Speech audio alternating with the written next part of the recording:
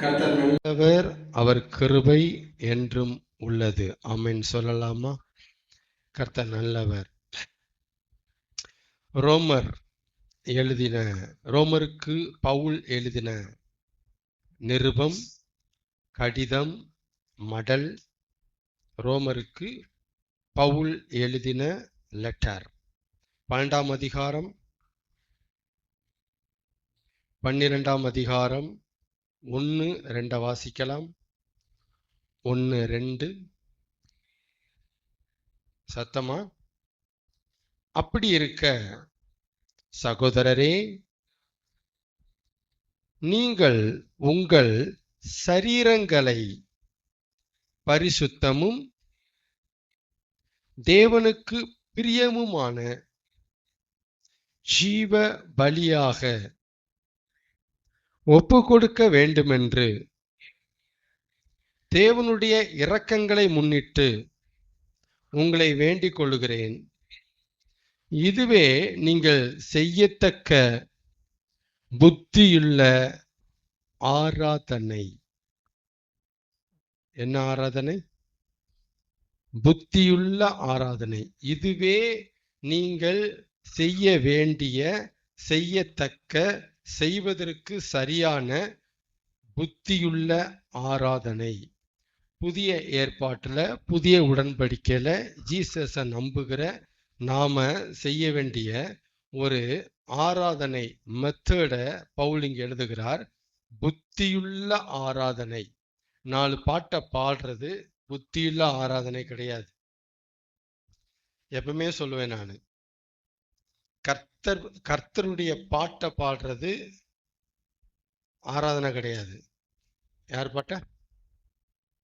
கர்த்தர் பாட்ட, கர்த்தருடைய பாட்ட, கர்த்தரை பத்தி எழுதியிருக்கிற அந்த பாட்டை பாடுறது ஆராதனை கிடையாது. கர்த்தரை பார்த்து பாடுறதா ஆராதனை. கர்த்தர் பாட்டை பாடுறது ஆராதனை கிடையாது. கர்த்தரை பார்த்து பாடணும், அதுதான் ஆராதனை. கர்த்தர் பாட்டை தான் நிறைய பாடிட்டு இருக்கிறோம். ஆனா கர்த்தரை பார்த்து எத்தனை பேர் பாடுறோம்? அதுதான் ஆராதனை. அப்ப இங்க பவுல் எழுதுகிறாரு, புத்தியுள்ள ஒரு ஆராதனை. அந்த புத்தியுள்ள ஆராதனையில முக்கியமான ஒரு வேர்டை பயன்படுத்துகிறாரு. நீங்கள் உங்கள் சரீரங்களை பரிசுத்தமும் அப்புறம் தேவனுக்கு பிரியமுமான ஜீவ பலியாக. என்ன பலி? ஜீவ பலி. அப்படின்னா என்னது? ஜீவ பலினா என்னது? அந்த வேர்டு ரொம்ப ஆழமான வார்த்தை. ஜீவ பலி.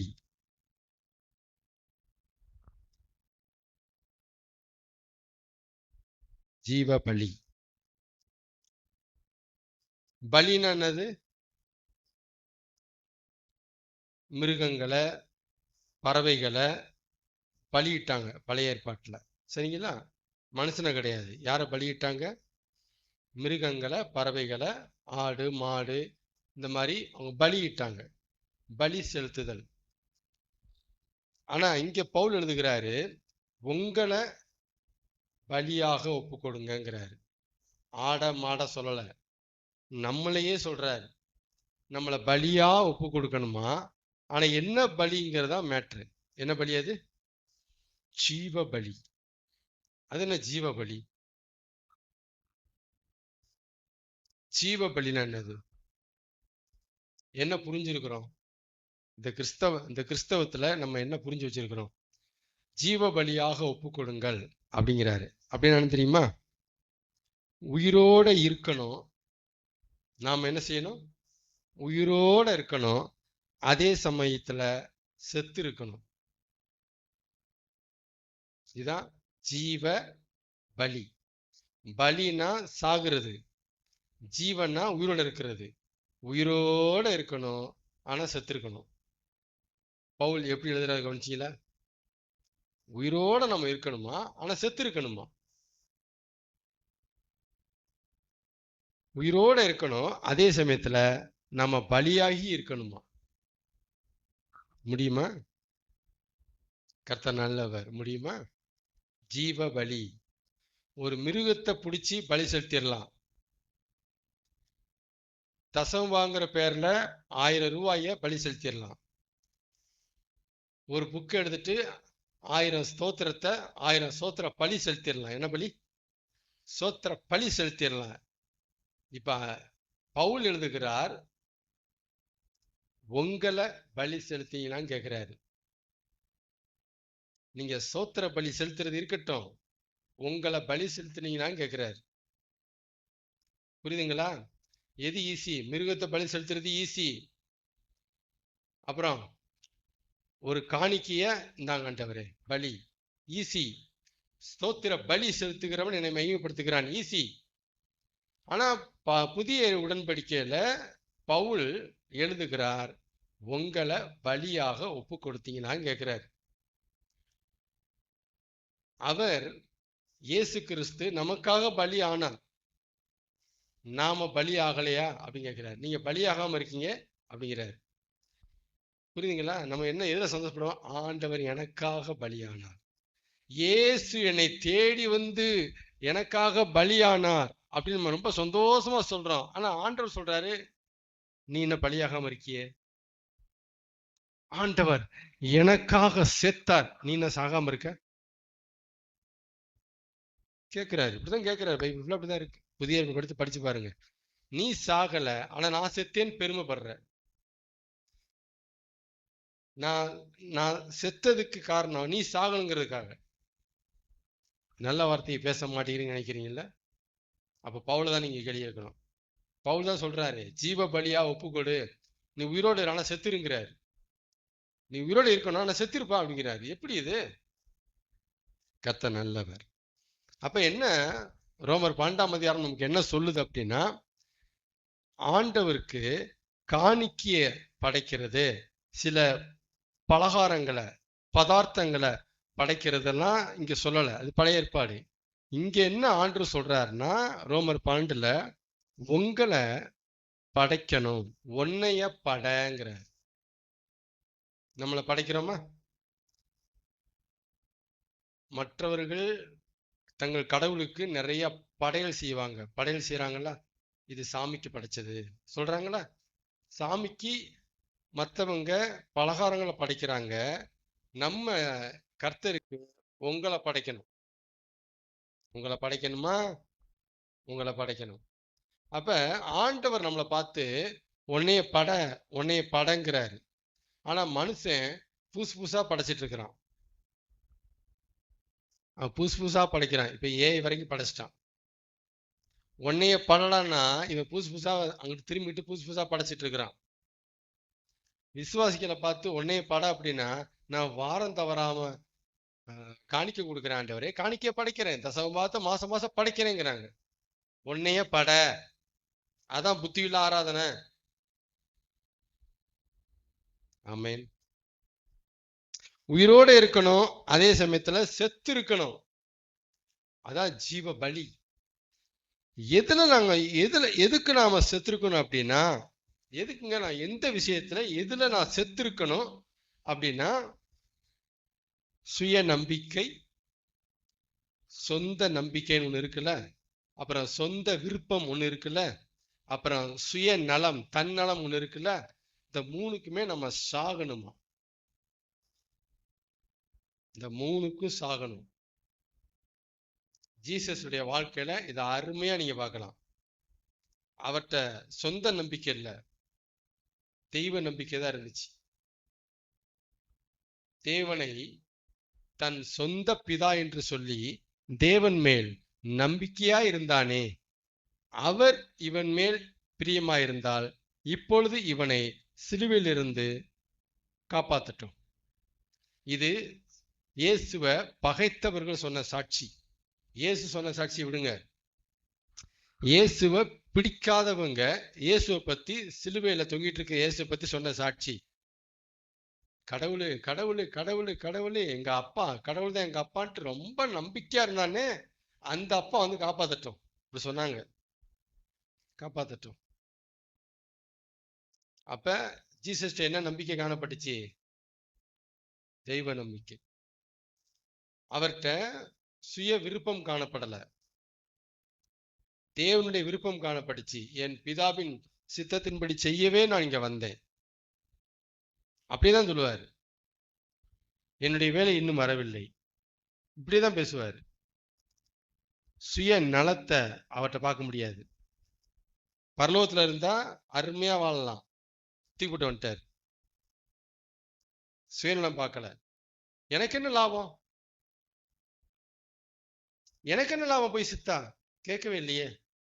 சுயநலங்கிறது லாபத்தை பார்க்கும். நமக்கு என்ன கிடைக்கும், நமக்கு ஒண்ணுமே கிடைக்காம செய்ய வேண்டாம். இது பேர் தான் சுயநலம். ஏசுகிட்ட சுயநலத்தை பார்க்க முடியாது, ஏசுகிட்ட சுய விருப்பத்தை பார்க்க முடியாது, ஏசுகிட்ட சுய நம்பிக்கை பார்க்க முடியாது. அப்ப ஏசு உயிரோட இருந்தார், ஆனா செத்து இருந்தார். நம்ம சிலுவில செத்ததான் நமக்கு தெரியும். அவர் செத்துதான் பிறந்தாரு. நம்ம நல்லா இருக்கு அந்த வீடு. அவர் பிறந்து செத்தாரு நம்ம நம்புறோம், ஆனா செத்துதான் பிறந்தாரு. எதுக்கு செத்தாரு, எதுக்கு செத்தாரு, எதுல செத்திருந்தாரு?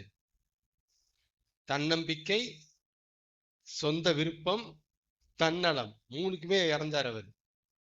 அதைத்தான் பிலிப்பியர் 2ல நீங்க படிக்கலாம். அவர் தேவனுக்கு சமமான கொள்ளையாடின பொருளாக எண்ணாமல் தம்மைத்தாமே வெறுமையாக்கி. இதான் அதனுடைய அர்த்தம். அதான் அங்க காலி பண்ணாரு. ஆமேன். அப்ப நம்ம எதுக்கு செத்துருக்கணும்? அப்ப ஜீவ பலியா நம்மளை படைக்கணும்னா ஆண்டவர் நம்மளை என்ன அப்படியே படுக்க சொல்றாரா பலியா? அப்படி சொல்லல. நீங்க உங்களை நம்புறீங்கல்ல, என்னால முடியும், தன்னம்பிக்கைக்கு சாகு.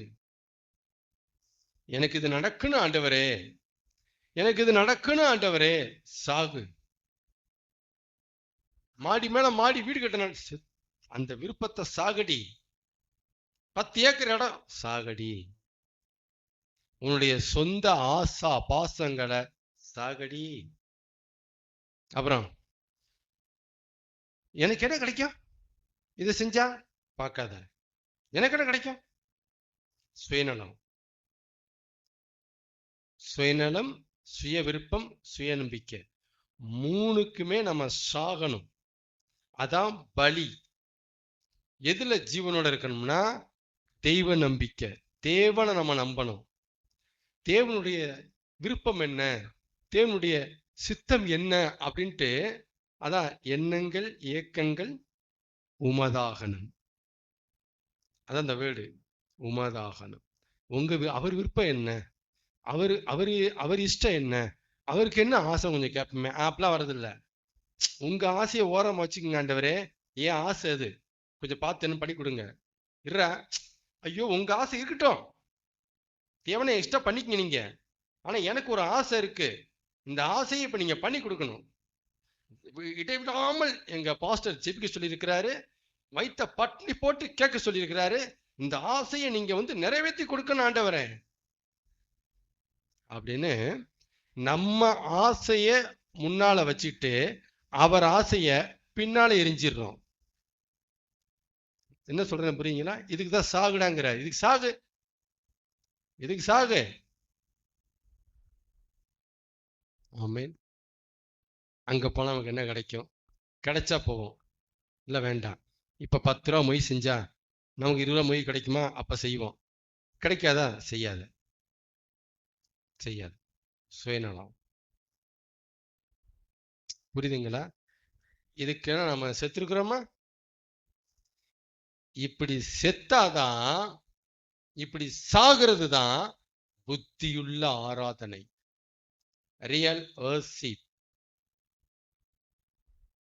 ஆராதனை உமக்கே. ஆண்டவரே ஆராதிச்சுட்டு, ஆண்டவரே ஏய் நீ சாகலையப்பா, கப்படிக்குது, நீ என்ன சாகல, செத்துரு முதல்ல.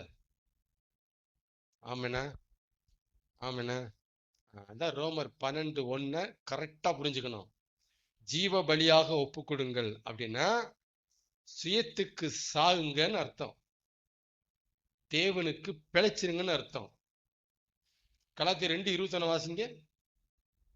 கலாத்தியர் 2:21. கலாத்தியர் 2:21.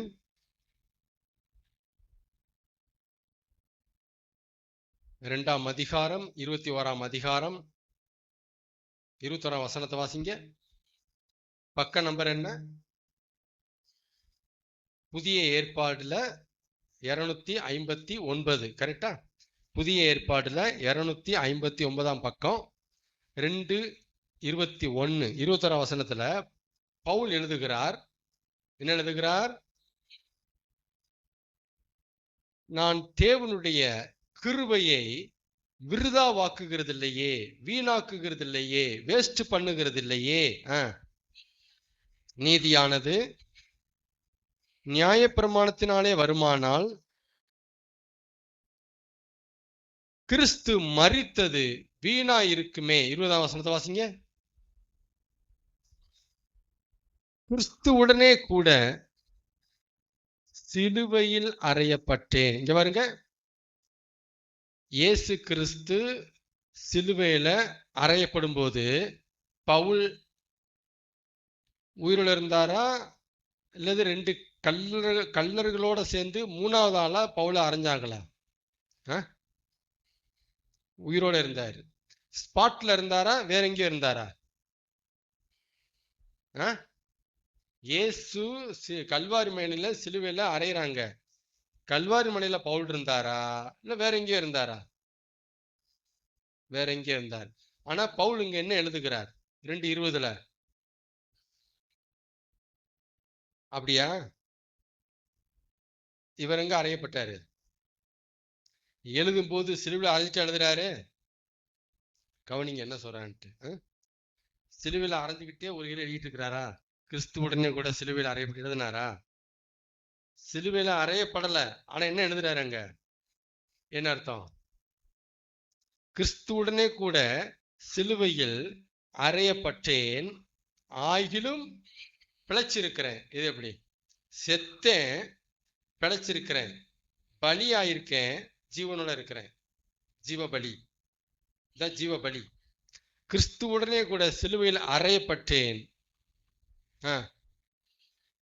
இனி நான் அல்ல, கிறிஸ்துவே எனக்குள் பிழைத்திருக்கிறார். இனி சுய நம்பிக்கை அல்ல, சுய விருப்பம் அல்ல, சொந்த ஆசாபாசங்கள் அல்ல, இனி சுயநலம் இல்ல, இனி தெய்வ நம்பிக்கையே, தெய்வ இஷ்டமே, தெய்வ நலமே எனக்குள் பிழைத்திருக்கிறது. அதான் என்னுடைய அர்த்தம். கிறிஸ்துவே எனக்குள் பிழைத்திருக்கிறார். நான் செத்துட்டேன், பழைய மனுஷன், புது மனுஷன் பிறந்துட்டேன். பழைய மனுஷன் அப்படிங்கிறவன் சுயநம்பிக்கை, சுயநலம், சுய விருப்பம், அவன் சாகணும். புதிய மனுஷங்கிறவன் தெய்வ நம்பிக்கை, தெய்வ விருப்பம், தெய்வ நலம், அவர் நலத்தை நான் பார்ப்பான். நம்ம ஒண்ணு செய்யறோம், எனக்கு என்ன லாபம்? சபை நடத்துறோம், எனக்கு என்ன லாபம் இல்ல, அவருக்கு என்ன லாபம் அப்படி பார்க்கணும். எனக்கு என்ன லாபம் பார்க்க கூடாது, அவருக்கு என்ன லாபம், இதை செஞ்சா அவருக்கு என்ன லாபம், அவருக்கு என்ன மகிமை, அவருக்கு என்ன பேர் புகழ் கிடைக்குன்னு பார்க்கணும். இதை செஞ்சா எனக்கு ஏதாவது பேர் கிடைக்குமா? 10 ரூபா கொடுத்தா பாஸ்டர் என்ன மனசு வச்சுக்குவாரா? தான் சுயநலம், சுயநலத்தோட போறது. இந்த 3மே இந்த உலகத்துல தலை விரிச்சு ஆடுது. எங்கிட்டு திரும்பினாலும் பார்க்கலாம். எதை பார்க்கலாம்? we can too, I can too, you can too. என்னால முடியும், என்னால முடியும், தன்னம்பிக்கை, என்னால முடியும். அப்புறம் எனக்கு பிடிச்சது நடக்கணும், எனக்கு இது பிடிச்சிருக்கு, இது நடக்கணும், இது இப்ப நடக்கணும், இப்ப நடந்தாதான் எனக்கு பிடிக்கும், இப்ப நடக்கணும், எனக்கு பிடிச்சிருக்கு, எனக்கு பிடிச்சிருக்கு, எனக்கு பிடிச்சிருக்கு, தலை விரிச்சு ஆடுது. 3மே ஆடுது. யார்கிட்ட தெரியுமா? விசுவாசிகிட்ட தான் பிரச்சனையே. பைபிளை தூக்குகிற விசுவாசிகிட்டயே இதுதான் ஆடிட்டு இருக்கு. ஆனா பவுல் சொல்றாரு, சிலுவையில அறையப்படுறாங்கிறார், செத்து போங்கிறார். இயேசு கிறிஸ்து நமக்காக என்ன பண்ணாரு? சிலுவையில அறையப்பட்டார்.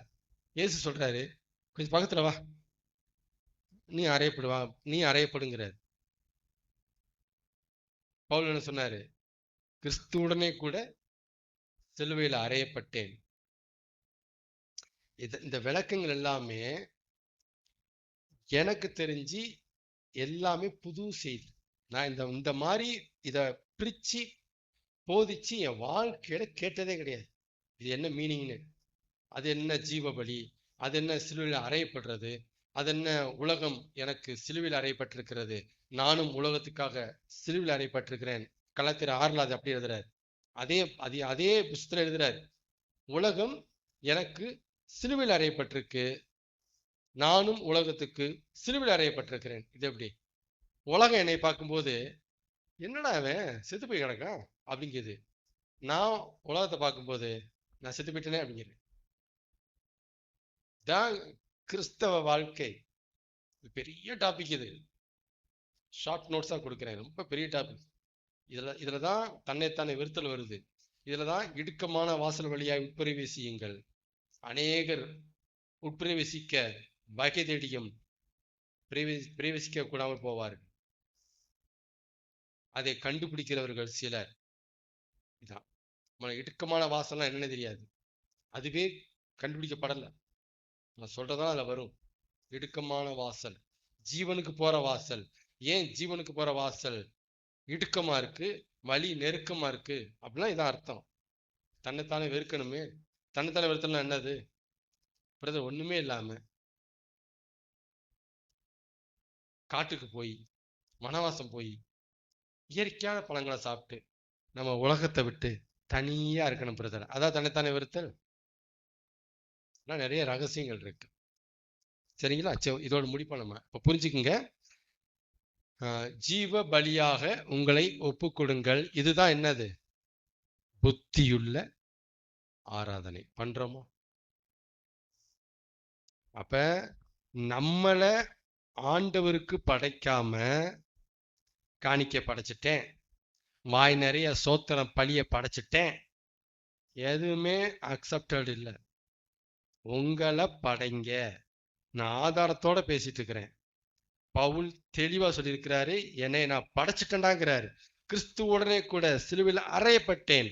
அவர் நமக்காக தம்மை படைத்தார். நாமும் என்னையும் படைத்து விட்டேன். என்னையும் படைச்சிட்டேன். ஆமேன். இது கேட்கும்போது இது ரொம்ப பிடிச்ச காரியமா இருக்கா, பிடிக்காத காரியமா இருக்கா? நான் சொல்றேனே, உங்களை படைங்க அப்படி சொல்றது, ஐயோ எவ்வளவு அல்வா மாதிரி இருக்கேன் இந்த இது, இது தெரியாம போச்சே, நைட்டாவே படைச்சிடுறேன் அப்படிங்கிற மாதிரி இருக்கா? ஏன் மைக்கு கீழே போடுங்க, நாங்கள் வீட்டுக்கு போய் படைக்கணும் துடிக்கிறீங்களா? அப்படித்தானே இருக்கு. அப்படித்தானே? அப்படியே ஆர்வமா இருக்குல்ல, முன்னு இருக்குல்ல, நம்ம எப்போ போய் படைக்கணும்ட்டு போய் படைச்சிடுறீங்களா? நான் சொல்ற காரியம் ஐயா தம்மா துண்டு பிரச்சனை, இதை பண்ண மாட்டோமா அப்படி இருக்கா? அவ்வளவு ஈஸி, இந்தா படைக்கிறேன் பாரு அப்படி இருக்கா? ரொம்ப பிடிச்ச விஷயத்த பேசிட்டு இருக்கிறோம். உங்களுக்கு ரொம்ப பிடிச்ச விஷயத்த பயில் பேசல, உங்களுக்கு எது பிடிக்காதான் பயில் பேசிட்டு இருக்கு. உங்களுக்கு ரொம்ப ஈஸியான, உங்களுக்கு செய்ய ரொம்ப ஈஸியானதை பேசல பவுலு, டஃப்பா பேசிட்டு இருக்கிற. கஷ்டம்டா, கஷ்டமானதை நான் பண்ணிட்டேன் அப்படிங்கிற. நான் பண்ணிட்டேன், ஆகிலும் பிழைத்திருக்கிறேன், கிறிஸ்துவே எனக்கு பிழைத்திருக்கிறார். நான் பண்ணிட்டேன்டா. இவர் எங்க படைச்சாரு, இவர் படிக்கிறதுக்கு அவர் என்ன பண்ணாரு, இதெல்லாம் விஷயம் இருக்கு. இவர் எங்க போய் படைச்சாரு, இவர் படைச்ச ஸ்பாட் எது, இதெல்லாம் இருக்கு பைபிள்ல. புரியுதுங்களா? நம்ம அதெல்லாம் விட்டுட்டோம். அந்த பக்கம் மெயின் கீ பாயிண்ட விட்டாச்சு, மற்றதெல்லாம் பேசிட்டு உட்காந்துருக்குறோம். அதனால உங்களை படைக்கணுங்கிறத இன்னைக்கு மனசுல அழுத்தம் திருத்தமா எழுதிட்டு கிளம்புங்க. உங்களை படைக்கணும். உங்களை படைக்கிறதுனா என்னது? நைட்டு உள்ள விழுந்து படுத்து நான் படைச்சிட்டேன் ஆண்டவரே, நான் வேலைக்கே போக மாட்டேன், நான் என்னைய படைச்சிட்டேன் ஆண்டவரே, எனக்கு ஒருவேளை பயிச்சுன்னா நீங்களே ஊட்டி விட்டுருங்க ஆண்டவரே. இதுவா உங்களை படைக்கிறதுனா என்னது? சொல்லுங்க, நீங்க சொன்னாதான் முடிக்க போறேன் நான். புரிஞ்சிருக்கா? இல்ல புரிஞ்சு அப்படியே காத்தோடமா போயிடுச்சா நான் பார்க்கணும். அப்படியே கேட்ட வழியே வெளியே போய் தான் போயிருக்கலாம், தெரியாது. சொல்லுங்க, உங்களை படைக்கணுங்கிறத நம்புறீங்களா? காணிக்க படைக்கிறது, ஸ்தோத்திரத்தை படைக்கிறது, அப்புறம் தசமபாவத்தை படைக்கிறது, என்னென்னதோ படைக்கிறீங்க, இருக்கட்டும். இப்ப அவர் கேட்கிறார், பவுல் மெயினா கேட்கிறாரு, ஒன்னைய பட அப்படின்னு கேட்கிறாரு. ரைட்டா? இப்போ நம்மளை படைக்கிறதுனா என்னது? கிறிஸ்துவுடனே கூட நாமும் சிலுவையில் அறையப்படுறதுனா என்ன அது? இதான் இப்ப கேள்வி. என்ன அது? சொல்லுங்க. உங்களை படைக்கிறது என்னது?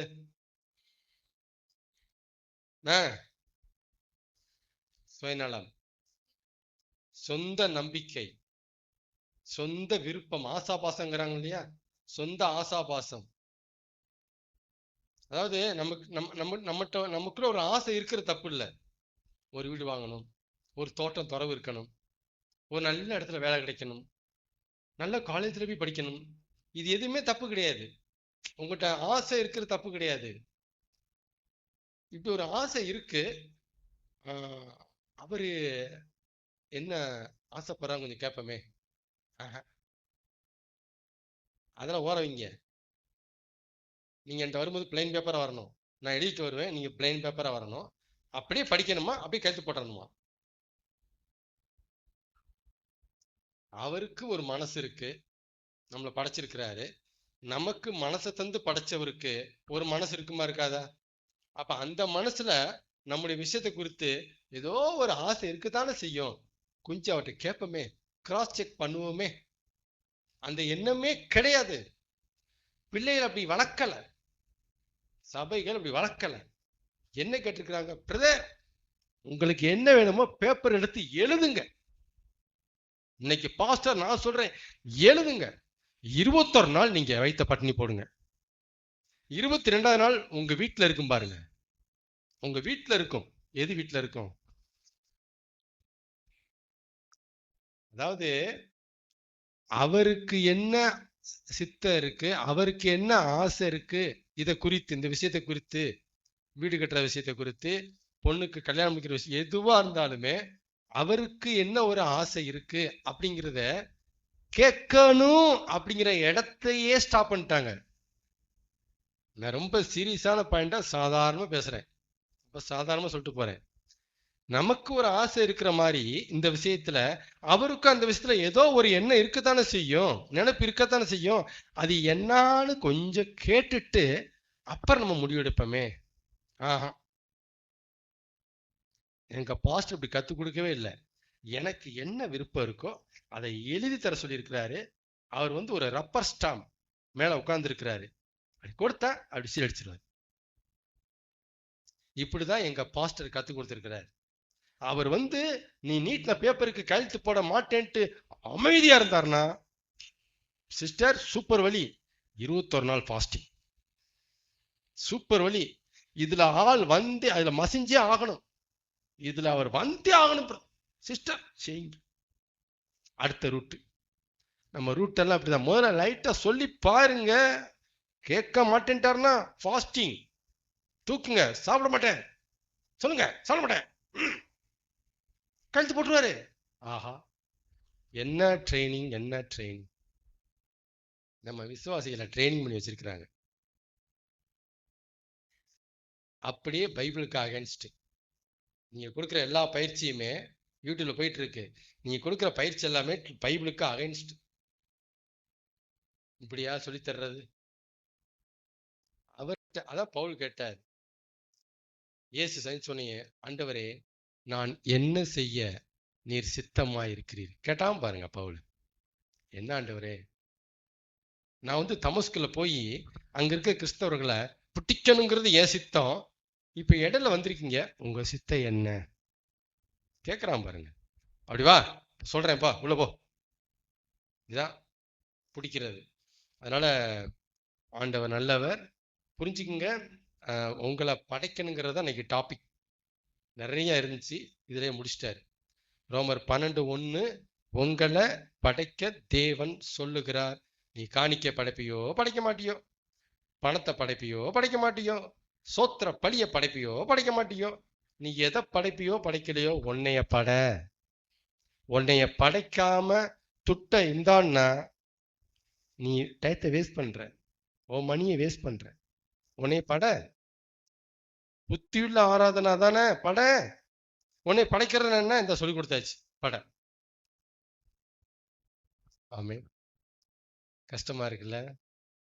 இப்படி ஒரு செய்தியை கேட்கவா நாங்க வந்தோம். வந்தா 4 ஆசீர்வாதம்,